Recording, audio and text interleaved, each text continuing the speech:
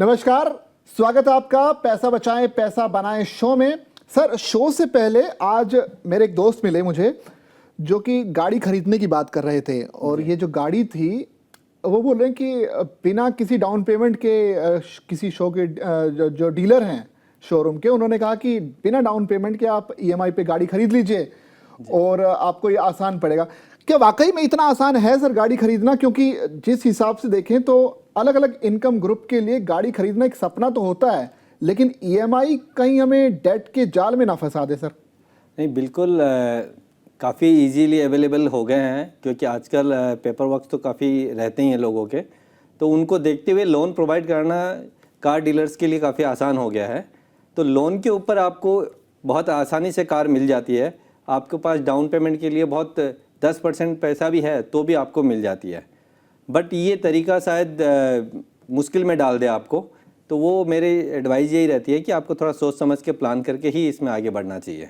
जी sir, अगर कोई, जैसे हमने बोला कि खास इनकम ग्रुप का है, मान लीजिए कोई 40,000 रुपये महीना कमाता है और वो अगर जो है 7 से 8 लाख की गाड़ी खरीदने की सोच रहा है, तो आपको लगता है कि सर बिना डाउन पेमेंट के जो ईएमआई बनेगी वो उसकी इनकम को सीधे सीधे प्रभावित कर सकती है? क्योंकि उससे जो है बहुत बड़ी एक अमाउंट बन जाएगी ईएमआई की, जो कि आपको लंबे समय तक डेट के जाल में फंसा सकती है। सर देखो, बिल्कुल आपने बहुत सही तरीके से कहा कि कार खरीदना सपना है, और सपना भी नहीं, मैं ये कहूँगा नेसेसिटी है, और लेनी भी चाहिए कार। आज की अगर कोई मेट्रो में रह रहा है तो ज़रूरत हो जाती है उनकी, वो लग्जरी नहीं रह गई है।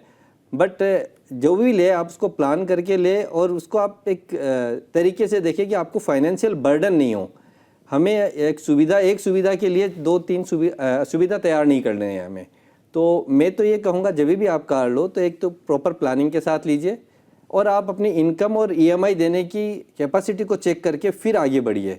अगर आप मैं नीरज जी थोड़ा बताऊँगा, आपके फ्रेंड को भी आपको हेल्प होगी कि कभी भी कार लेना जाए तो आपकी जो एनुअल इनकम है उसकी 50% से ज़्यादा महंगी कार नहीं लेनी चाहिए। तो ये बात आप एक थंब रूल ले लीजिए कि आपकी अगर साल की 10 लाख रुपए की इनकम है तो आप 5 लाख से ऊपर की गाड़ी नहीं लेंगे। ठीक है, तो यहाँ से एक आपको काफ़ी एक आइडिया मिल जाता है कि आपको कौन सी गाड़ी लेनी है, किस रेंज की लेनी है। ठीक है, अब गाड़ी लेने का पर्पज़ भी आपको क्लियर होना चाहिए। 2-3 तरीके की चीज़ है। गाड़ी जब आप लेने जाते हो तो आपको एक तो होता है आप डेली यूज़ के लिए लेते हो, एक है कि कभी कभार हम फैमिली के साथ बाहर निकल जाएं इसलिए लेते हैं, और तीसरा होता है कि हम स्टेटस इशू की वजह से लेते हैं। तो आपको पहले तो ये देखिए कि आप किस पर्पज़ से गाड़ी ले रहे हो। अगर आपकी गाड़ी कभी कभार बाहर जाने के लिए ले रहे हो आप, और आपकी गाड़ी कोई 50-60 किलोमीटर से डेली उससे ज़्यादा ना चलती हो, तो आपको गाड़ी लेनी चाहिए पेट्रोल की। सही बात। अब आप बोलोगे कि ये पेट्रोल और डीजल की कहानी फाइनेंस में कहाँ से ला रहा हूँ? उसका कारण ये है कि जब आप पेट्रोल की गाड़ी लेते हो वो थोड़ी सस्ती मिलती है आपको, और डीजल की या ईवी वगैरह लोगे आपको थोड़ी महंगी मिलती है। तो अगर आपकी गाड़ी ज़्यादा चलती नहीं है तो आप 1-2 लाख रुपए एक्स्ट्रा क्यों दें? आप लिमिटेड है तो पेट्रोल की लीजिए, कम चलती है, आपको इफेक्टिवली फ़ायदा करेगी वो। और अगर आपको ज़्यादा घूमना फिरना ज़्यादा है तो फिर आप थोड़ी महंगा दे के आप गाड़ी ले सकते हो डीजल की। तो अब ईवी के ऑप्शन में भी जा सकते हैं? तो बिल्कुल जा सकते हो कि अगर आपका इतना है कंजम्पशन, गाड़ी को इतना यूज़ करते हो आप तो। लेकिन सर, ये तो जैसे आपने बहुत इंपॉर्टेंट बात बताई कि अगर मान लीजिए कोई किसी की सालाना इनकम 10 लाख रुपए है तो आपको 5 लाख रुपए से ज़्यादा की गाड़ी नहीं लेनी है। तो ऐसे में सर ये भी तो होगा कि आप कम से कम इतनी डाउन पेमेंट तो दें ताकि आप पर जो है बोझ ना पड़े उन 5 लाख रुपए का। जी बिल्कुल, यहाँ पे आपको मैं एक दूसरा स्टेप और बताऊंगा। गाड़ी लेने के लिए मिनिमम ये 2 स्टेप तो आपको पूरा करना ही है। पहले तो आपको ये देखना है कि इनकम की 50% ले, गाड़ी की कॉस्ट हो। दूसरी चीज़ एक हम बोलते हैं 24 and 10। अब आप ये बोलोगे ये क्या आपने बताया? तो देखिए 20 is a down payment, minimum 20% आपको डाउन पेमेंट करनी चाहिए उस गाड़ी की। ठीक है। 4 साल से ज़्यादा का लोन नहीं लेना चाहिए आपको, कि कई लोग 5 साल 7 साल ले लेते हैं, तो 4 साल से ज़्यादा का आपको लोन का टेन्योर नहीं रखना चाहिए। और आपकी जो इनकम है उसका 10% से ज़्यादा ईएमआई नहीं बननी चाहिए आपकी। मंथली इनकम जो है, मंथली इनकम का 10% से ज़्यादा। और अगर आप थोड़ा सा वो इजी चाहते हो तो इसको बहुत ज़्यादा 15 तक कर सकते हो। अब ये ईएमआई जब 15 तक % आपको मैं बोल रहा हूँ, तो इसमें ईएमआई, गाड़ी की इंश्योरेंस, गाड़ी का पेट्रोल का खर्चा, ये सारा मिला के आपको 10 से 15% से ज़्यादा महीने का नहीं पड़ना चाहिए। ये आप बहुत ध्यान रखिएगा। इसके ऊपर तीसरा रूल और बता देता हूँ जी, ताकि आप फाइनेंशियल ट्रैप में कभी ना फंसो, कभी लोड में ना हो। आपकी टोटल ईएमआई, अब कहियो कि घर की ईएमआई भी चलती है, राइट, तो ये टोटल ईएमआई 40% से ज़्यादा नहीं होनी चाहिए इनकम की। तो आप घर लो, गाड़ी लो, ये सारा लेके 40% से ज़्यादा नहीं होनी चाहिए। और सिर्फ कार की ईएमआई पूछोगे तो कार की मेंटेनेंस, पेट्रोल, ये सब मिला के 10 से 15% से ज़्यादा नहीं होनी चाहिए। अगर आप इस तरीके से आप लोगे तो उस कार को आप खूब तरीके से, अच्छी तरीके से एंजॉय कर पाओगे। सर लेकिन जैसे आपने इस 24 और 10 का जो फॉर्मूला बताया, इसमें 4 साल की जो आपने ईएमआई बताई, अगर कोई 5 साल की या फिर उससे ज़्यादा की ईएमआई लाए तो फिर क्या नुकसान झेलना पड़ेगा? उसमें क्या होता है, आपका इंटरेस्ट का पेमेंट थोड़ा ज़्यादा हो जाता है। मान लीजिए अगर मैं 10 लाख का लोन लेता हूँ और उसकी ईएमआई में 4 साल की लेता हूँ तो लगभग 20-21 हज़ार रुपये की आपको ईएमआई आएगी। और आपको एट द एंड लगभग 10 लाख के अगेंस्ट में 12 लाख रुपए देने पड़ेंगे, या 12,10,000 रुपये के आसपास, मतलब 2 से 2,10,000 एक्स्ट्रा। बट वही अगर आप 5 साल के लिए लेते हो तो आपको, सॉरी, ये जो 4 साल के लिए लेते हो तो आपको 25,000 की ईएमआई आती है। और अगर आप 5 साल के लिए लोगे तो ईएमआई आपकी कम हो जाएगी, क्योंकि टेन्योर आपका बढ़ गया है, तो आपकी 20,000 की ईएमआई होगी। लेकिन जो एट द एंड आप दोगे वो 12,75,000 के आसपास आपको देना पड़ेगा। तो ये 1 साल की वजह से आपको लगभग 70-75 हज़ार रुपये एक्स्ट्रा देना पड़ता है। ये मैं आपको 10% के रेट पे बता रहा हूँ। अगर आपको अच्छी रेट मिलेंगी तो थोड़ा फ़र्क पड़ जाएगा, या कभी 11-12 मिले तो ज़्यादा देना भी पड़ सकता है। तो एक एवरेज मैंने बताया कि 4 साल और 5 साल में 10% की रेट पे 10 लाख पे आपको 70 से 75 हज़ार रुपये एक्स्ट्रा देना पड़ता है, तो वो आपको बच जाएगा। जी सर, लेकिन ये भी बताया कि जैसे अलग अलग लोग जो है अपने हिसाब से गाड़ी तो प्लान कर लेते हैं, लेकिन उसका जो नॉर्मल जो खर्चे हैं, नॉर्मली हम देखते हैं कि लोगों को लगता है कि गाड़ी का जो खर्चा है आपको पेट्रोल का लगेगा, लेकिन उसके अलावा भी बहुत सारे खर्चे हैं। एक तरह से बोलते भी है ना कि सर गाड़ी रखना एक तरह से हाथी पालना, क्योंकि इसके खर्चे बहुत ज़्यादा हैं। तो वो कैसे प्लान होंगे? क्योंकि आपने बताया कि वो भी कैपिंग है, आप 10% से ज़्यादा की आप उसमें जो ईएमआई 10 या 15% से ज़्यादा की रख नहीं सकते, तो वो मैनेज कैसे होगा सर? वो ही नहीं समझ में आएगा लोगों को। नहीं, देखिए, आपका अगेन मैं वही बोला, बजट आपका वैसे बनाना है, जो कि हम लोग वैसे नॉर्मली इन्वेस्टमेंट्स के जो इनकम का हम बोलते हैं कि 50% आप अपना घर खर्चे के लिए लीजिए, 25% आप अपना लग्जरी के लिए लीजिए, और बाकी 25% आप निवेश कीजिए। तो ये जो 25% आपका एक्स्ट्रा है उसी में आपको मैनेज करना होता है। अगर वो अलाउ नहीं कर रहा है, वो ज़्यादा हो रहा है उससे, तो आपको गाड़ी लेने का जो निर्णय है वो थोड़ा पोस्टपोन कर देना चाहिए। उसके बजाय आप थोड़ा सेविंग कीजिए, क्योंकि कोई भी इस तरह का निवेश है, देखिए गाड़ी लेना एक है ना डेप्रिसिएशन वाली एसेट्स में आप पैसा लगा रहे हो, यहाँ पे आपको कोई ग्रोथ नहीं मिलेगी, आपको एट द वैल्यू हमेशा घटेगी, हमेशा घटेगी। तो नॉर्मली निवेश के रूल तो हम यही कहते हैं कि ऐसे एसेट में पैसा लगाओ जिसकी वैल्यू बढ़े। लेकिन यस, मैंने जैसे कहा, गाड़ी एक लग्जरी नहीं रह गई है, मेट्रो सिटीज़ के लिए तो नेसेसिटी हो गई है, तो वो नेसेसिटी को भी हमें पूरी करनी है। और ना ही ये कोई सपना है, क्योंकि हम इसको सपना बोल देंगे तो बहुत बड़ी चीज़ लगेगी। गाड़ी लेना एक कोई बड़ी बात नहीं है, आज की डेट में ज़रूरत है। बस आप एक प्लानिंग के थ्रू लीजिए, जैसे हमने स्टेप्स बताए उस लिमिट में लीजिए आप, और आप बिल्कुल आप ले सकते हो, कोई दिक्कत नहीं है गाड़ी लेने में। अच्छा सर, एक सवाल और भी है। जैसे बहुत सारे जो लोग हैं मेट्रो सिटीज़ में नौकरी पेशा लोग, वो लोग कहते हैं कि हमारे पास यहाँ पार्किंग का जैसे बहुत इशू रहता है। दिल्ली एनसीआर की अगर बात की जाए तो वो कहते हैं कि हम अपनी गाड़ी इसी चक्कर में नहीं खरीदते क्योंकि पार्किंग है।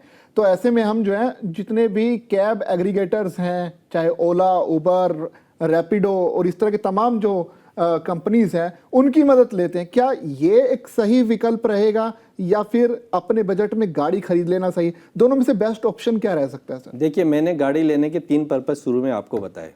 एक तो आप डेली यूज़ के लिए लेते हो, आप एक ओकेजनली लेते हो कभी बाहर निकलने के लिए, और एक स्टेटस के लिए लेते हो। जहाँ स्टेटस की बात आती है वहाँ तो सोचने की बात है नहीं कि अगर आप उस लेवल पे और आपको लेना है तो वो एक स्टेटस की बात है, तो वहाँ पैसे की कोई बात नहीं आती।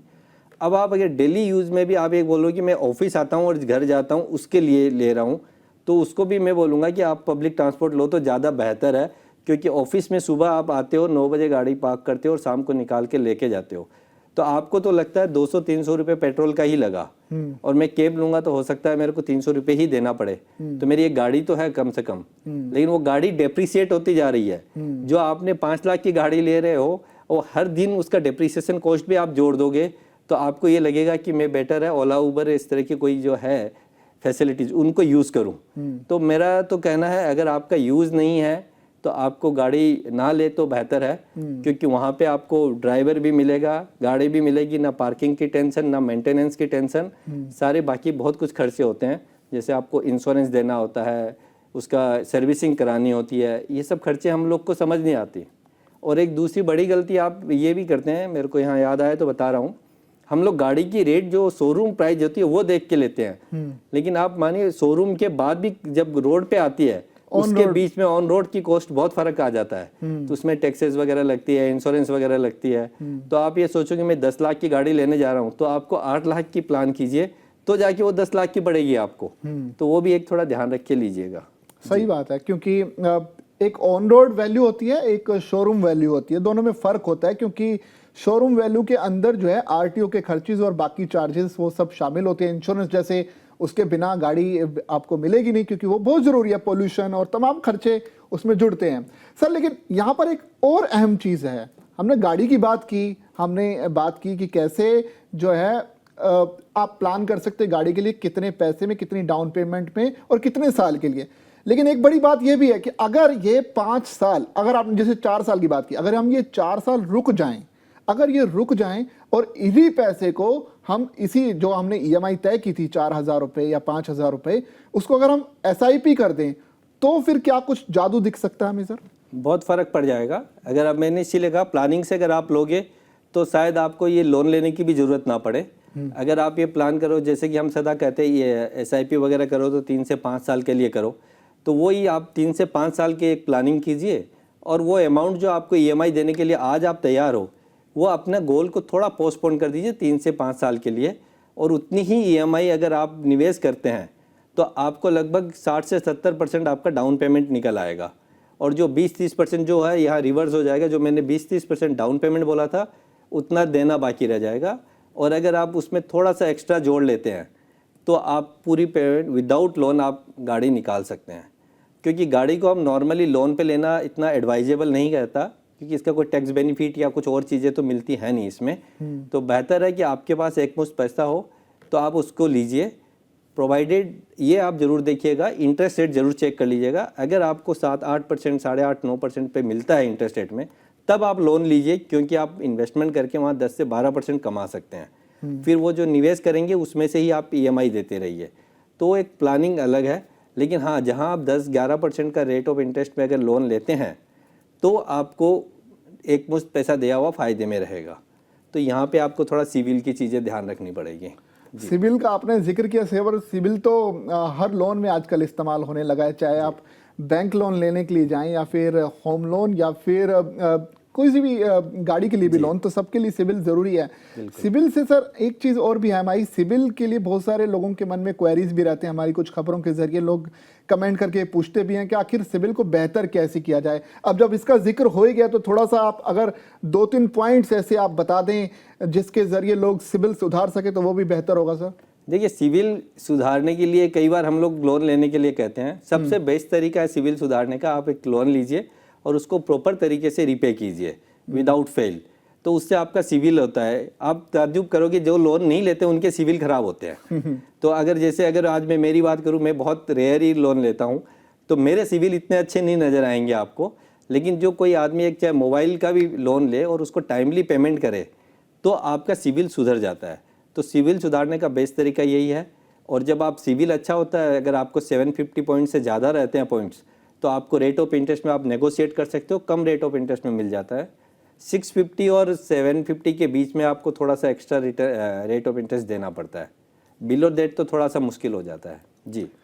खैर, जैसे सर ने कहा कि भाई लोन ले ही क्यों, भाई कर्जा अपने ऊपर बढ़ाए ही क्यों, जब आपके पास अगर पर्याप्त पैसा है तो प्लान करके अगर आप पैसा जैसे कर रहे हैं कि अगर आप आज गाड़ी लेने का सोच रहे हैं, अगर आप 4 साल रुक जाएंगे, इसी पैसे को निवेश कर देंगे, एसआईपी कर देंगे, तो आपके पास अच्छा खासा पैसा तैयार हो जाएगा। आपको ना लोन लेने की ज़रूरत पड़ेगी, ना ईएमआई का झंझट पड़ेगा और गाड़ी तैयार है। हाँ, लेकिन आपको 4 साल थोड़ा सा संयम बरतना पड़ेगा, ये भी बहुत ज़रूरी चीज़ है।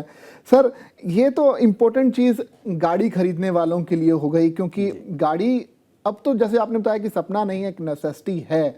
तो नेसेसिटी के हिसाब से देखा जाए तो जैसे सर जैसे बड़े इनकम ग्रुप वाले लोग हैं उन्हें ज़्यादा सोचने की ज़रूरत नहीं पड़ती, लेकिन अगर नॉर्मल 50,000 रुपये सैलरी तक वाले लोग हैं उनके लिए कितने लाख तक की बजट का गाड़ी जैसे हम अगर प्लान करना चाहें तो कैसे उसे प्लान कर सकते हैं, कितने लाख तक की बजट की गाड़ी उनके लिए सही रहेगी, और स्पेशली जब आपके रोज के भी सफर तय ना हो। जैसे आपने उसमें 3 कैटेगरी दी थी कि एक तो आप डेली यूज करते हैं, एक कभी कभार जब आपको शहर से बाहर जाना पड़े उसके लिए यूज करते हैं, तो कौन सी गाड़ी बढ़िया रहेगी, या फिर हम गाड़ी का नाम ना लेकर उसके बजट की अगर बात करें तो सर? नहीं, देखिए नाम का नहीं, मैं रेंज बता देता हूँ। ये देखिए, अगर आपकी 50,000 रुपए की इनकम है तो सालाना इनकम हुई आपकी 6 लाख रुपए। तो पहला रूल क्या बोलता है, 50% ऑफ योर एनुअल इनकम। तो 50% 6 लाख का मतलब 3 लाख। अब आपको 3 लाख में गाड़ी मिलेगी नहीं। हाँ, लेकिन ये है कि 4 से 5 लाख की रेंज में आपको गाड़ियां मिल जाएंगी। पहली बात तो आपको थोड़ा सा वहाँ एक्सटेंड करना पड़ेगा। सेकेंड चीज़ हमारी ये आती है कि आपको डाउन पेमेंट जो 20% है, अगर आप उसको बढ़ाएं 20 की जगह 30 या 40% तक करें तो आपकी ईएमआई जो रेंज है 10 से 15% की में आ जाएगी। क्योंकि अगर आप 3-4 लाख की गाड़ी लेते हो और 1 लाख रुपए डाउन पेमेंट करते हो तो 3 लाख की जो ईएमआई बनेगी लगभग 7,500 रुपये के आसपास बनेगी, अगर 5 साल का भी लेते हो तो वो आपका रेंज के बाहर चली गई। क्योंकि 50,000 का आपको मैंने 10% बोला, 10% मतलब 5,000, तो 7,500 रुपये वहाँ ज़्यादा हो गया, 2,500 रुपये। तो आपको ईएमआई थोड़ी कम करनी पड़ेगी, तो डाउन पेमेंट ज़्यादा करना पड़ेगा। तो यहाँ पे आपको जो डाउन पेमेंट है वो 20% की बजाय 30 से 40% डाउन पेमेंट कीजिए, बाकी का आप लोन लीजिए। जहाँ तक इतना लोन लीजिए कि आपका ईएमआई जो आती है वो 4 से 4,500 रुपये तक आए, ताकि एडिशनल जो पेट्रोल का खर्चा सब मिला के आप 5-6 हज़ार रुपये तक मैनेज कर ले। इस तरीके से अगर आप प्लान करोगे, एक स्टार्टिंग लेवल पे आप गाड़ी का एक रेंज ले सकते हो। 4 लाख से 5 लाख में आपको एक गाड़ी अच्छी मिल जाएगी, काफ़ी है। आप देखेंगे, सर्च करेंगे तो मिल जाएगी आपको। जी बिल्कुल, और यही सही तरीका, क्योंकि बहुत से मिडिल क्लास फैमिलीज़ के लिए उनके लिए सपना ही है सर आज भी गाड़ी, नेसेसिटी आज भी उनके लिए नहीं बन पाई। उनके लिए आज भी यही कि एक गाड़ी होनी चाहिए, एक अपना घर होना चाहिए। और शायद उन लोगों को आपकी ये सलाह बहुत हद तक मदद करेगी जो इतने इनकम ग्रुप में हैं और जो गाड़ी का एक सपना लेकर चल रहे हैं। बहुत बहुत शुक्रिया सर हमारे साथ जुड़ने के लिए। और गाड़ी को लेकर जो सलाह थी, क्योंकि हम अमूमन ईएमआई के जाल में फंस जाते हैं और उसके बाद लगातार किस्त पर किस्त देते रहते हैं, और जो हमारी मंथली सैलरी, जो हमारी बचत है, उसको काफ़ी हद तक इम्पेक्ट करती है।